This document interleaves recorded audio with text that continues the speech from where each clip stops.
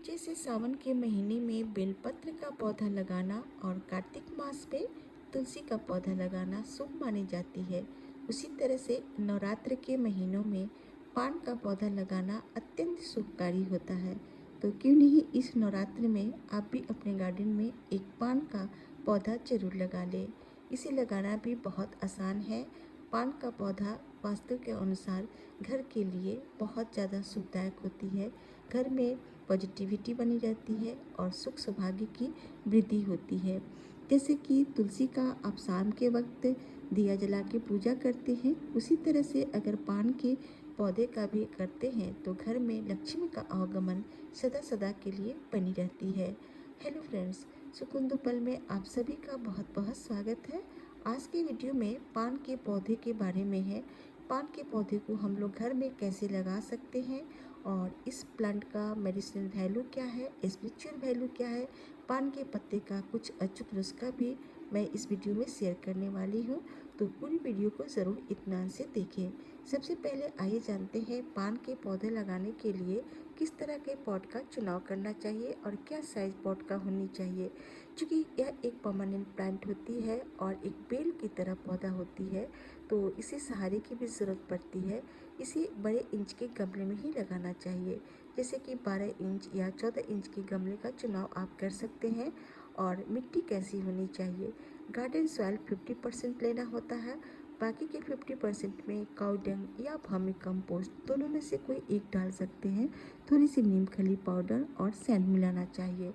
अगर मिट्टी बहुत ज़्यादा बलुआई है तो सैंड मिलाने की ज़रूरत नहीं है। इस तरह से करके आप इस पान के पौधे को घर में लगा सकते हैं।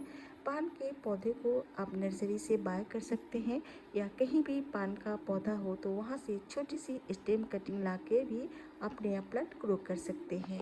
पान के पौधे की कटिंग लेते समय हमेशा ध्यान रखें कि इसकी कटिंग जब भी ले तो 2-3 नोड जरूर होनी चाहिए। आप देख सकते हैं ये पान के नोड है और नोड के पास से महीन महीन जड़ें निकल आई हैं। ज़्यादातर मानसून और इस सितंबर मंथ में हर नोड पे आप देखेंगे कि बारीक बारीक जो जड़ें हैं निकल जाती है पान के पौधे में। अगर आप यहाँ से कटिंग लेके और नोड को मिट्टी के अंदर दबा देते हैं तो आपका पान का पत्ता जो है बहुत आसानी से लग जाएगी। मैंने इस पान के पौधे को 14 इंच के गमले में लगाया है और इसी सहारे के लिए एक मॉस स्टिक डाल दिया है। आप और भी कोई सहारा इसके लिए उपाय कर सकते हैं। पान के पौधे को धूप कितनी चाहिए। पान का पौधा सीड लविंग प्लांट है, यानी इसे धूप पसंद नहीं है। आप इसको बिल्कुल छायादार जगह पे रखें। ज़रा ज़रा सी अगर धूप लगती है तो भी प्लांट की ग्रोथ अच्छी बनी रहती है। इसे बार बार फर्टिलाइज़र देने की कोई भी ज़रूरत नहीं है।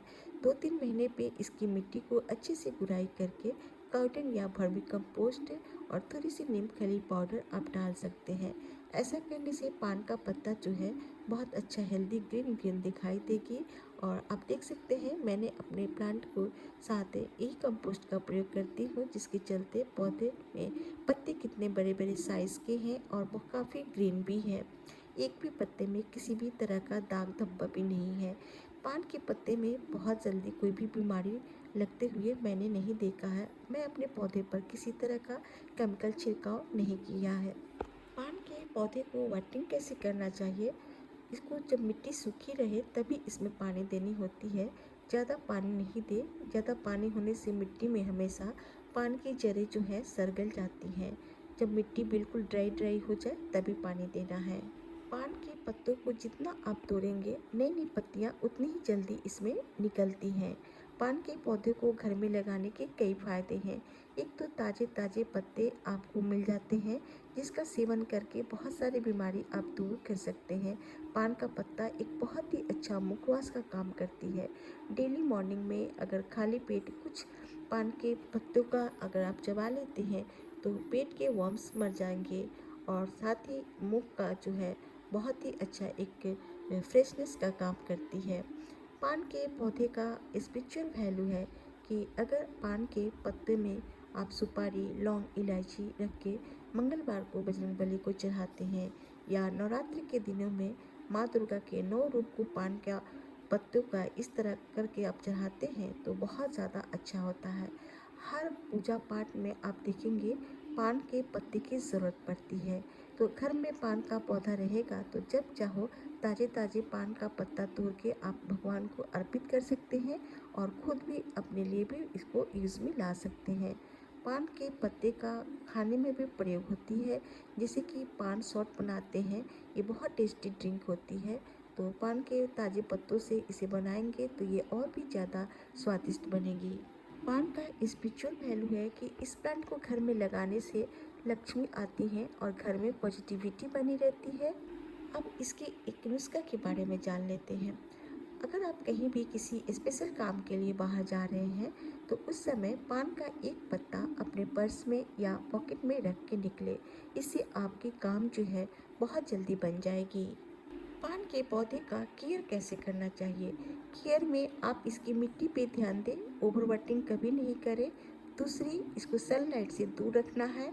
और तीसरी बात, इसमें कोई भी किसी तरह का गंदगी, पानी चाहे कोई भी चीज़ नहीं डालना चाहिए, क्योंकि यह एक पवित्र पौधा तुलसी की तरह ही मानी जाती है। और पान के पत्तों के ऊपर पानी स्प्रे करके इसके पत्तों को साफ सुथरा रखें। पान के पौधों में किसी भी तरह का केमिकल का इस्तेमाल नहीं करें। जाते जाते एक और मैं उपाय बताती हूँ। पान के पत्तों पर कुछ कपूर के टुकड़े रख के रोज शाम के वक्त आप घर में जलाएं। इससे घर की निगेटिविटी बहुत जल्दी दूर हो जाती है। खासकर इस प्रयोग को नवरात्रि के समय जरूर करें। उम्मीद है दोस्तों वीडियो की जानकारी आप सभी को जरूर पसंद आई होगी। तो मिलते हैं नेक्स्ट वीडियो में।